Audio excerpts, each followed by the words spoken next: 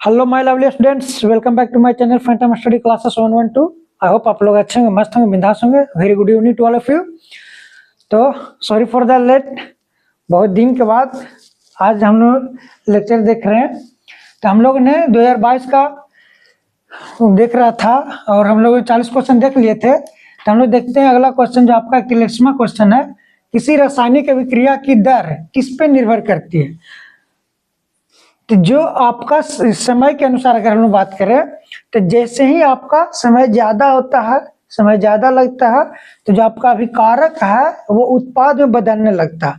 तो जैसे आपका उत्पाद में बदलेगा तो उसका जो दर है, अगर हम लोग बात करें दर की बात करें तो समय के साथ घट जाता है दर।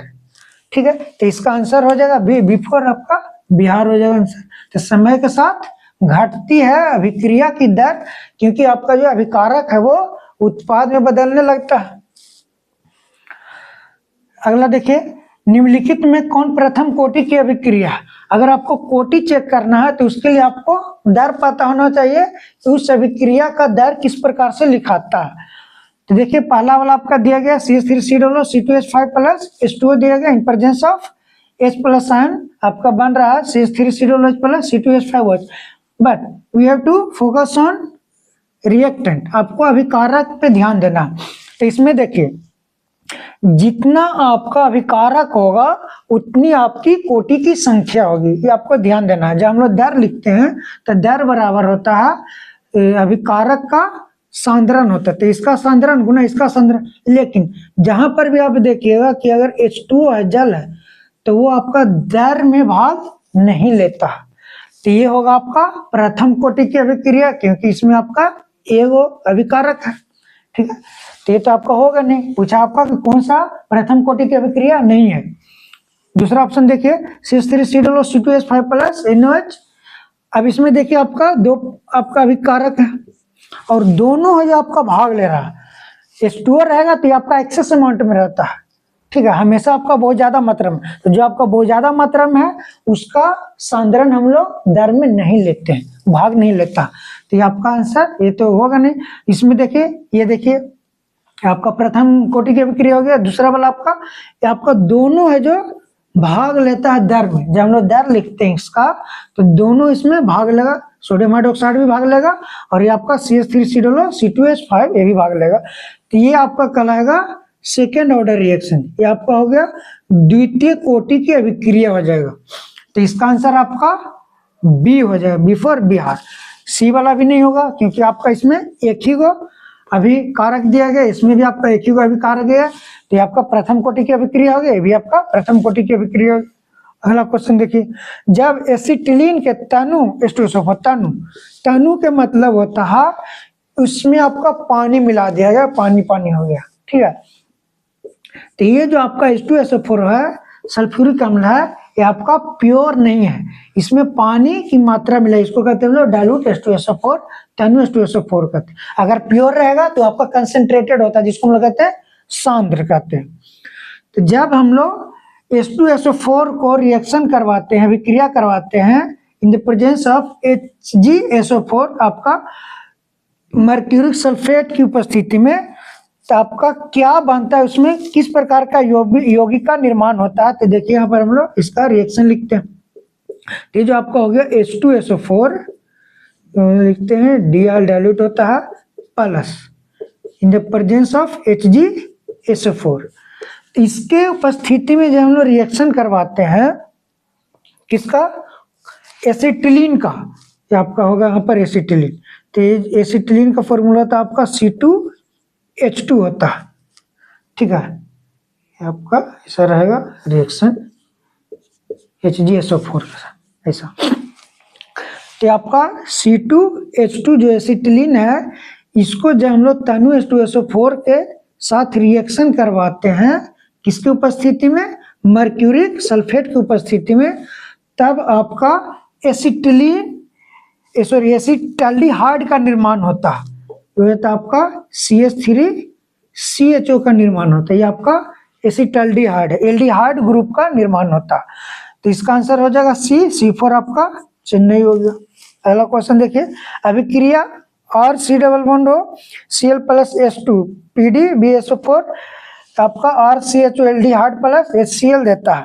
इस अभिक्रिया को हम लोग क्या कहते हैं, ये जो आपका है, ये जो अभिकारक दिया गया है RCOCl, इसको कहते हैं एसिल क्लोराइड, और H2 के साथ रिएक्शन का, H2 कहने का मतलब इसको हम कहते हैं हाइड्रोजनीकरण हो रहा, मतलब एसिल क्लोराइड है, इसका हाइड्रोजनीकरण हो रहा PD प्लेडियम और बेरियम सल्फेट के साथ, ये आपका एल्डिहाइड और हाइड्रोक्लोरिक अम्ल दे रहा है। इस अभिक्रिया को हम लोग रोजेमुंड अभिक्रिया कहते हैं, इसको याद रखिएगा, आपका इंपॉर्टेंट है, आपका पूछा जाता है, लगभग हर साल पूछा जाता है अभिक्रिया। इसका आंसर हो जाएगा बी हो जाएगा, रोजेमुंड अभिक्रिया हो जाएगा। जहां पर भी आपका एल्डिहाइड वाला बनता है, ये आपका उत्प्रेरक हो गया, कैटलिस्ट हो गया इसकी उपस्थिति में, और एसिल क्लोराइड रहेगा, उसका हाइड्रोजनीकरण होगा, तो आपका रोजेमुंड अभिक्रिया होगा। अगला क्वेश्चन देखिए, निम्नलिखित में कौन एल्डोल संघानन नहीं देता है। अब एल्डोल संघानन क्या होता है, एल्डोल संघानन आपका उसमें होता है जहां पर आपको अल्फा हाइड्रोजन मिलता है, जहां पर आपका अल्फा हाइड्रोजन मिलेगा वहां पर आपका एल्डोल संघानन होगा।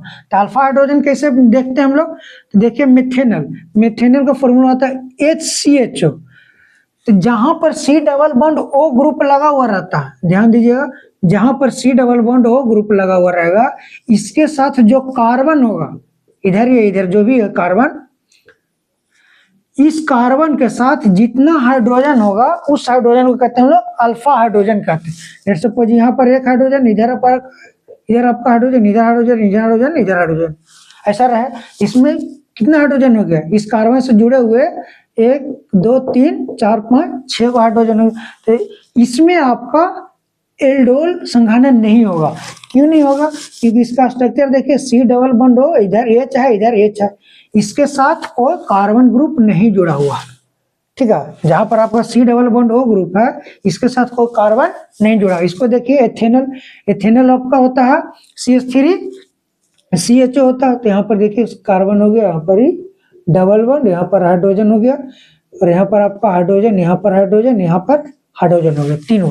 तो ये जो कार्बन है जहां पर आपका डबल बॉन्ड हो है, इस कार्बन के साथ जो कार्बन जुड़े हुए, इस कार्बन के साथ 3 हाइड्रोजन हो गया, 1 2 3, तो इसको कहेंगे हम लोग अल्फा हाइड्रोजन। तो यहाँ पर आपका एल्डोल संघानन अभिक्रिया होगा। इसको देखिए प्रोपेनॉन फॉर्मूला होता है, C हो गया, इधर डबल बॉन्ड हो, इधर हो गया C, इसके साथ आपका हाइड्रोजन जुड़ा हुआ है, इधर हाइड्रोजन जुड़ गया, इधर हाइड्रोजन। अब इसमें देखिए कितना अल्फा हाइड्रोजन है की बात करें तो आपको ऐसा पूछा जाता कि अल्फा हाइड्रोजन कितने हैं, क्वेश्चन पूछा रहा था। तो ये जो C डबल बॉन्ड है, इसके साथ ये कार्बन है, इसके साथ देखिए क्या अल्फा हाइड्रोजन, 1 2 3 4, इधर 5 6, इसमें 6 अल्फा हाइड्रोजन, इसमें भी आपका संघानन एल्डोल संघानन होगा। प्रोपेनल देखिए, ये आपका हो गया CH3 CH2 और CHO होता, तो यहाँ पर आपका एक हाइड्रोजन हो मिलता, आपका इधर एक हाइड्रोजन हो गया, इधर आपका CHO, ये तो इसको इस प्रकार से लिख सकते हैं हम लोग, इधर हो गया आपका डबल बॉन्ड, इधर हो गया आपका H। तो ये जो कार्बन हो गया, इस कार्बन से जो कार्बन जुड़े हुए हैं, इसके साथ 2 हाइड्रोजन, इसको हम लोग अल्फा हाइड्रोजन कहते हैं, और इसके साथ जो कार्बन जुड़ा हुआ है, इसमें जो आपका हाइड्रोजन मिलता है उसको कहते हैं हम लोग बीटा हाइड्रोजन कहते हैं। तो बेसिकली आपको अल्फा हाइड्रोजन देखना है, क्योंकि एल्डोल संघानन के लिए आपको अल्फा हाइड्रोजन देखना है, इसमें 2 अल्फा हाइड्रोजन हो जाएगा। किसमें आपका एल्डोल संघानन नहीं होगा, ये आपका ये हो जाएगा मिथेनल, A4 आगरा हो गया। अगला देखिए, जब फॉर्मल्डिहाइड की अभिक्रिया अमोनिया से कराई जाती है तो निम्नलिखित में से किस प्रकार का यौगिक का निर्माण होता है। तो देखिए इसमें क्या प्रोडक्ट मिलता है, आपका फॉर्मल्डिहाइड है, इसका फॉर्मूला आता है HCHO, इसको कहते हैं हम लोग मिथेनल भी कहते हैं फॉर्मल्डिहाइड को ही। जब इसको हम लोग अभिक्रिया कराते हैं अमोनिया के साथ, NH3 के साथ, तो आपका बन जाता है CH2 6N4 प्लस H2O, जल का निर्माण होता है, ठीक है। अब इसको देखिए, यहाँ पर कार्बन है, केव कार्बन 6 कार्बन है, तो यहाँ पर आप 6 लगा दी, इसको बैलेंस करना। तो देखिए 4 गुना नाइट्रोजन, यहाँ पर आप 4 लिख दिए, यहाँ पर फिर आपको 6 करना पड़ेगा, आपका बैलेंस हो गया। अब देखिए CH2 को हम लोग कहते हैं मिथिलीन कहते हैं, आपका होता है मिथिलीन, और क्या मिथिलीन है 6 गो, तो इसको कहेंगे हम लोग हेक्सामिथिलीन, 4 होगा आपका नाइट्रोजन है, कहने वाला आपका इमीन है, तो इसका नेम हो जाता है हेक्सामिथिलीन टेट्रा एमीन हो जाता है। तो इसमें आपका हेक्सामिथिलीन टेट्रा एमीन का निर्माण होता है, तो इसका आंसर हो जाए बी, फॉर आपका बिहार हो गया। अगला क्वेश्चन देखिए, निम्नलिखित में कौन एस्टर का क्रियाशील मूलक है? ये देखिए कौन सा फंक्शनल ग्रुप आपका CHO, CHO का हम लोग कहते हैं एल्डिहाइड समूह कहते हैं, तो आपका एल्डिहाइड हो गया। CONH2 ये आपका होता है कार्बिल एमाइड होता है, ये सिंपली इसको हम लोग कहते हैं एमाइड भी कहते हैं, ये आपका एमाइड का क्रियाशील मूलक हो गया। CRR ये आपका एस्टर होता है, तो इसका आंसर हो जाएगा सी, फॉर आपका चेन्नई होगा। D ये आपका कोई फंक्शनल मूलक नहीं है, वो कोई क्रियाशील मूलक का मानक नहीं होता। अगला देखिए, निम्नलिखित में किसके द्वारा फॉर्मिक अम्ल एवं फॉर्मल्डिहाइड में अंतर किया जा सकता है? आपका फॉर्मिक अम्ल जिसको हम लोग कहते हैं मिथेनोइक अम्ल भी कहते हैं, इसका फॉर्मूला तो HCOOH। आपको बताए थे जितने भी छोटे छोटे कीड़े मकोड़े होते हैं, जैसे हो गया आपका खोटा चींटी वगैरह, आपका स्कॉर्पियन, इसमें आपका HCOOH पाया जाता है, फॉर्मिक अम्ल पाया जाता है। फॉर्मल्डिहाइड इसका फॉर्मूला होता है HCHO, या मिथेनॉल भी कहते हैं इसको।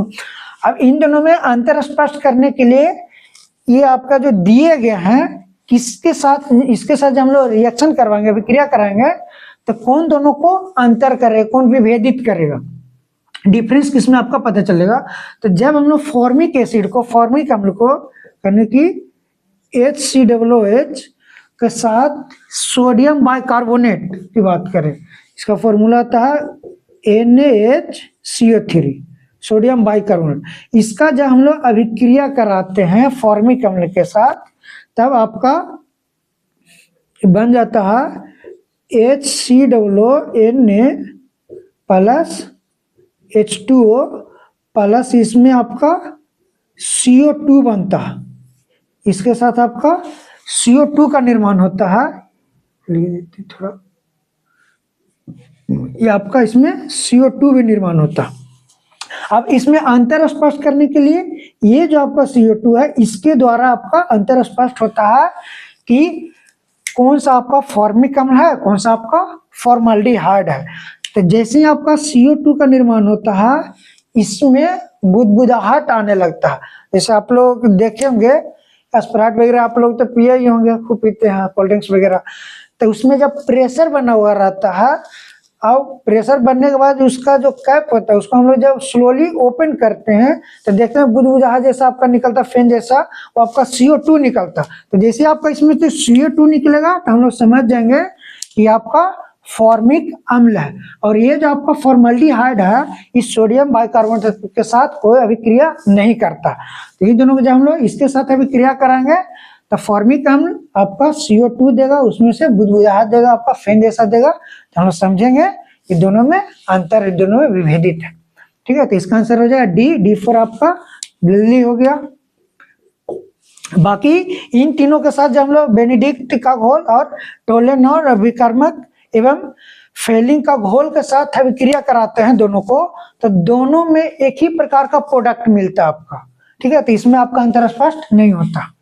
अगला क्वेश्चन देखिए, अभिक्रिया RCOAG प्लस Br2 के साथ रिएक्शन करवाते हैं in the presence of carbon tetrachloride CCl4, आपका RBr plus AgBr plus CO2 देता। इस अभिक्रिया को हम लोग क्या कहते हैं? ये जो आपका है RCOAG, ये आपका कार्बोक्सिलिक सिल्वर कार्बोक्सिलिक अम्ल का लवण है। ठीक है, ये आपका कार्बोक्सिलिक सिल्वर का लवण है। जब हम लोग इसको ब्रोमाइड के साथ रिएक्शन करवाते हैं, कार्बन टेट्राक्लोराइड के साथ, तब आपका एल्काइल ब्रोमाइड और सिल्वर ब्रोमाइड और इसके साथ आपका CO2 देता। इस प्रकार की जो अभिक्रिया होता है, इस अभिक्रिया को हम लोग कहते हैं हंस-डीकर अभिक्रिया कहते हैं। तो इसका आंसर हो जाएगा बी, फॉर आपका बिहार हो गया अपना। देखिए, सल्फाइड अयस्कों का साधारण प्रयोग निम्नलिखित में किसके द्वारा होता है? जो आपका सल्फाइड अयस्क है, जो आपका सल्फाइड ओर है, ये आपका किसके द्वारा इसमें से सल्फाइड अयस्क अलग होते हैं, उसमें जो आपका सल्फाइड खनिज है वो किस प्रकार से अलग होते हैं, किस अभिक्रिया के द्वारा, किस विधि के द्वारा। तो इसका आंसर हो जाएगा आपका फेन उत्प्लावन विधि। कि सिर्फ फेन उत्प्लावन विधि द्वारा ही हम लोग सल्फाइड अयस्क का सांद्रण को अलग कर सकते हैं, उसमें जो भी आपका खनिज पाया जाता है वो अलग किया जाता है। तो इसका आंसर जो होगा सी पर आपका चिन्ह ही हो गया। अगर आप लोग को बेहतर तरीके से समझ में आया होगा, अगर या तो कोई कहीं पे आप लोग को डाउट वगैरह होगा, आप लोग कमेंट कर सकते हैं। सो स्टूडेंट, हम लोग फिर नेक्स्ट लेक्चर में मिलते हैं, और आप लोग ज़्यादा से ज़्यादा अपने दोस्त यार के साथ शेयर करिए तो अच्छा रहेगा, ठीक है, ताकि उन लोग को भी बेहतर तरीके से यहाँ पर से समझ में आएगा। तो हम लोग मिलते हैं नेक्स्ट लेक्चर में, तब तक के लिए stay safe, stay healthy and focus on study. Thanks for watching, have a good night.